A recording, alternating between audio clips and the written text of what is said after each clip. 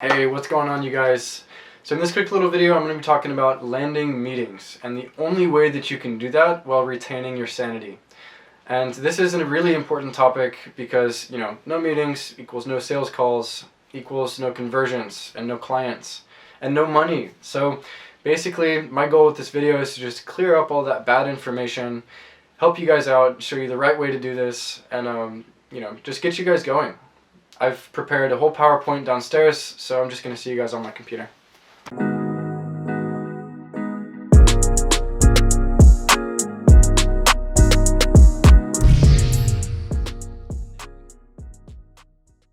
Alright, you guys, as promised, the tried and tested way to do outreach and set meetings while also retaining your sanity. And this sounds funny, but it is so true. Like, outreach can be so frustrating. So, this video is going to be quite long if I don't speed through it, so there's a lot to cover. If you guys have any questions, feel free to send me a PM or leave them in the comments. I'll just answer them as soon as I can. How is this video structured? It is in 5 parts, where part 1, I give you my opinion on outreach, and this in the perspective of your entire business. Part 2 is me giving you a practical guide on how to up the quantity of your outreach. That's how much you're doing. Part 3 is me giving you a practical guide on how to up the quality of your outreach. And part 4, what outreach methods work for me right now with all of this in perspective, so like the actual methods. And part 5 is how I structure my outreach just on a daily basis. Let's start from the beginning. Just ask yourself these questions internally and try and really answer them. So what do your day-to-day actions look like in your agency? What do you spend your time on? Second question, what takes up most of your time during your work blocks? Like, what do you spend most of your time on out of what you do? You know what I mean? Third thing, what drives the most cash for your business? Is it setting meetings or is it attending meetings? And which one of those do you spend the most time on? Just think about those real quick. So most people come to the mutual consensus that being on the phone with a hot lead is by far the most revenue driving activity that you can partake in, at least as a beginning agency owner. And this is understandable, at least for most people, because being on the phone with an interested lead on a sales call is far more lucrative than being in their DM. Ever heard of the 20-80 rule, or the 80-20 rule? If outreach is 80% of the work, it yields 20% of the results. It's the other way around for sales calls, even more so actually, because sales calls take up 20% of your time and actually results in about 100% of all the revenue, like all of it. So would it not be in your best interest to get on more sales calls? Simple question and hella dumb, but of course it is. So how do you generate more sales calls? So let's say 2 hours of outreach results in 1 meeting. You have 2 options. Either do 4 hours of outreach for 2 meetings, or lessen the time that it takes for 1 meeting, and you end up with the same amount. I'll show you how to do both of those. First, you have to ask yourself, is outreach automatable or outsourceable? Short answer, yes, but the long answer is that in order to get more work done in lesser equal amounts of time, that work needs to be completed by one of 3 parties. So it's either yourself that does that work, a software program, or another person. So let's look at each, like the pros and cons. Let's start off with doing it yourself. So let's say you spend a lot of time on outreach, start doing like 6 hours a day. That takes away directly from the amount of time that you personally can spend on sales calls or other revenue driving activities. So option 1, not the greatest idea. So if a machine does it, it doesn't take away from your personal time, but it doesn't give a human feeling to these clients. Also, not the greatest option.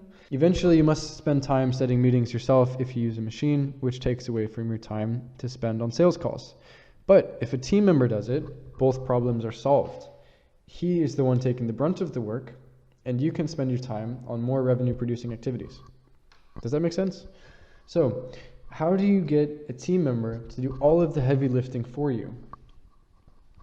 Short answer is commission-based work. The long answer is that hiring an experienced assistant takes away from your need to focus on outreach.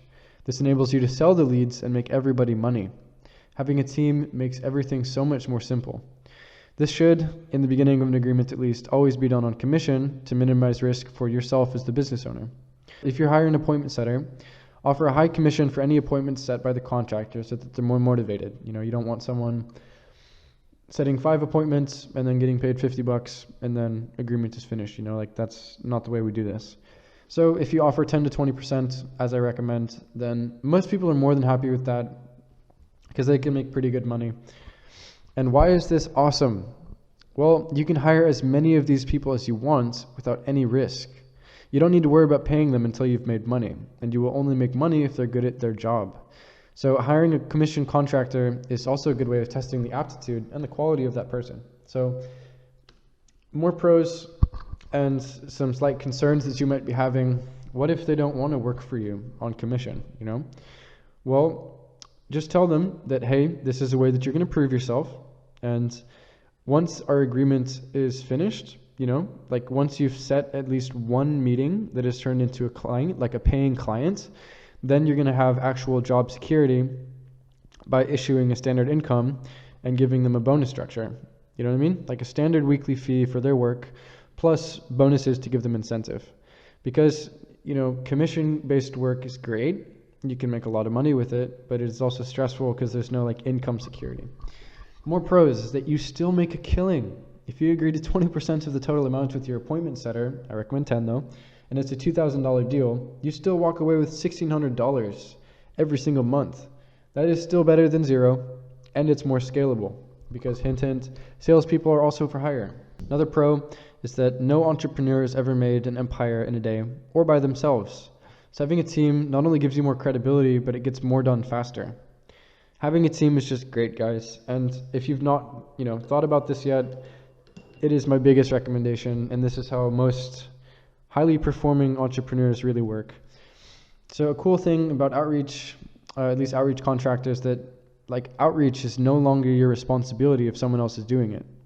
You know, you don't have to worry about where these meetings are coming from or what methods are being used. You just have to get on the sales calls. Therefore, you know, it's less stress for yourself and you don't need to worry about the actual methods. This is why you hire professionals who know what they're doing in order to actually, you know, find success with this model. And if you hire professionals, then that commission-based work, at least that transition stage, is finished quickly because these are also quality meetings. So how do you up the quality if you want to do this yourself? Or, you know, like what can you teach your team? Keep in mind, actually doing the work gets the work done, so accountability is essential here. This is also the same with quantity. Like, I'm talking a lot, but it will be useless if you don't actually take action. So if taking action is something that you struggle with currently, send me a PM or leave it in the comments and I'll message you, because it's a big deal. But there are a few reasons why your outreach might be lacking, and I'll cover each of these and then show you what you can do about it. So one is that you're not appealing to the market. So according to free market capitalism, which is what all of us are busy with at this current moment, the buyer is always right. And this means that if your offer makes the buyer feel good, he will be interested. But if it does not, you're out of luck. So the point of the story is that you craft an offer that people actually like. And so many people don't do this. They just generically walk up to a business and like, hey, I'm a digital marketer that can get you qualified leads. You know, that's it. They offer leads, but not any specific type of lead based on, you know, what their niche is and market research. So what you have to do, you have to drive interest with your outreach at all times. Okay? Just don't give everything all at once. Just give a teaser of the juicy bits and then follow up, or give them a follow-up action that they can take to access the material that you teased. Good example of this is booking in a meeting with you. So like, if you're doing a Loom audit, for example, then at the very end of the presentation, once you've already praised them and you've like shown them what they can improve on, you show them like the next 10 levels up. You know, you show them a diagram of what a system would look like. You know, maybe you show them the Facebook pixel in the Loom video, and then afterwards you show them an entire marketing system, you know, and then you don't explain it fully, but you just say, if you want to learn more about this, hop on a call with me. And they will be so much more likely to actually show up because actual interest has been driven. So this is all done through market research and thoroughly knowing the strengths of your offer. The buyer experience is holy. That's like my motto. So number two, this is why your outreach could be failing, is that you're not speaking to the entire market. If I asked you, who is your ideal customer? Don't read the next part of the sentence, just think about this real quick. Who is your ideal customer? You would likely answer, someone looking to buy my product or service. Good answer, but that's misleading, and here's why that's wrong. So a lot of people don't know this, but when someone's trying to buy something, they go through a bunch of different buying stages. They go from non-aware of the problem to problem aware, but they're not trying to fix anything yet. They just know it's a problem, to like one step above that, which is researching solutions for the problem and trying to figure out where they're going to buy, and then actually buying. And only 3% of the market is ready to buy at any given moment. That's like the smallest portion. So basically, the whole method that I'm trying to speak about here is, appealing to the other 97% of the market out there. That's like the vast majority. Ever wondered why 3 out of 100 outreach emails get responded to? That's because only 3 out of 100 people are actually interested in what you have to say. So I made a video about this. It's on my personal Facebook page, so just go check that out. But long story short, it comes down to giving value up front, to collect contact information for a follow-up, and then nurturing your leads over time until they're ready to do business with you. This makes you more trustworthy and prevents almost all no-shows. They won't ignore you if they're excited to talk to you. That's like the theme of this video, basically, is that you're not looking in the right place. This has to do with a lot with the last slide, like where does your niche congregate? Where does a busy business owner spend most of his time? The likely answer is in the business environment itself, but this is very niche dependent and should be discovered through market research. So know your niche, know where they are, and then double down on exactly where they are. This is essential, guys. So this is the moment you guys have all been waiting for. Let's see some outreach methods. This is what you can show your contractors or implement yourself. Number 1, my favorite, voice drops. So if you guys haven't heard of voice drops already, it's essentially just collecting phone numbers and then sending like an automated voice memo straight into their voicemail. And it's like cold calling on steroids. The phone doesn't even ring for the business owner, and they just get a voicemail. If you try and pique their interest with that voicemail, they'll call you back. Simple as that. So you can either take these these calls back yourself, or you can have a contractor take them. Both work, and you can just actually set a lot of meetings this way. But the reason I like having contractors do this is because if you do it personally, it infringes a lot on your personal time. Like, you'll get called literally during dinner by a business owner, way out of business hours, especially if you're doing it in different time zones. So I recommend delegating this to a VA or, just someone that's capable of doing this. So the goal of this is to drive even more interest until they either join your email list or set a meeting with you right away. This is highly personal and will almost ensure that they won't no-show because you have their interest. The second method is automated LinkedIn fake audits. And this is awesome because, first of all, it's automated. And second of all, fake audits are extremely personal. So, it's a great strategy. With this one, you just, as I mentioned before, you want to tease out a little bit more of a complicated and promising concept that you could give to them at the end of the audit. So like a graph, or like some sort of, lead in to what you want to explain. And this is just an incentive to get them to hop on a call with you. Then on the call, explain that fully and demonstrate your expertise. And also transition that to a sales call. So insane when you put yourself in the authority position and then transition to a sales call. I guarantee no matter how much value you give them, even if they record the call, they're not going to take action on it. Because who are they? They're a busy business owner. They don't have enough time to go through the experimentation of marketing. They'll just, hire someone who's a professional to do it for them if they really need it. Who's at top of mind? The person that showed them the model, you. So people really show up for these. It's a great strategy. The next one is email sequences based on market research. And this finds a lot of business owners right where they are. A lot of business owners are scouring their emails just constantly, day in and day out. So my recommendation is that you scrap data off of LinkedIn with seamless.ai, it's a website, and then send market research based emails that are intended to drive interest to your prospects. These get great response rates and are optimizable through split testing. You just send different emails. This is also automated, which works out well for you and your team, but responding to these emails does take a lot of time. You have to really delegate time to that, which is why I recommend having a team. But no-show rates are a little higher with this one, but you can send more personal emails with teaser info in them to get people interested and, again, make those no-show rates plummet a little bit. So a few things to notice with these methods is that all of them are automated. This takes a huge load off of you, but they still require manual work. And as I said before, this really builds up when you scale your campaigns, which is why I recommend having people set this up for you, but also execute on the follow-up while you take sales calls or build a sales team. So these methods are also based on the theories I mentioned before, but aren't perfect for every niche. You need to have the creative independence to transform these into whatever you want.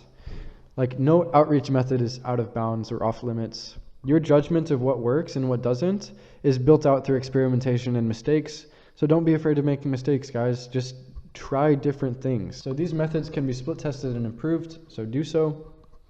And not all methods work for all niches. Experimentation is key.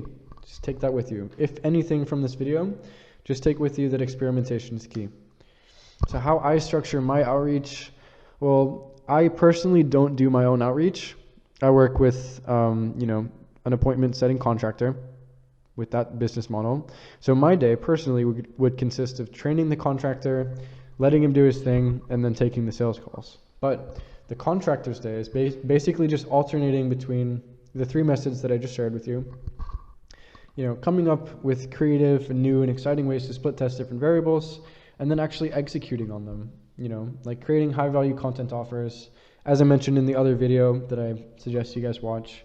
Sending emails, trying different voice drop techniques, taking voice drop calls, managing the LinkedIn campaigns, and split testing those as well, of course. But so to talk about conversion rates, because you guys asked for that as well, I work long term. I don't assume that everybody's just going to buy my product right away, because only 3% of the market is looking to buy. But if you work long term, my median conversion rates are roughly 10 to 20%. So like, if I try and pitch 100 people and I get 40 emails, I'm probably going to get like half of those guys on a meeting eventually. But this is spread out over an elongated period of time, and that's why consistency is key, and just building out those email campaigns, making valuable videos, just being an authority in your niche. So that's kind of how I structure all of my outreach, and I hope this video has helped, because we've reached the end of it. If you guys have any questions at all, feel free to let me know. I'd be happy to answer them. And hope this video has helped. Thank you guys for your time, and I'll see you next time.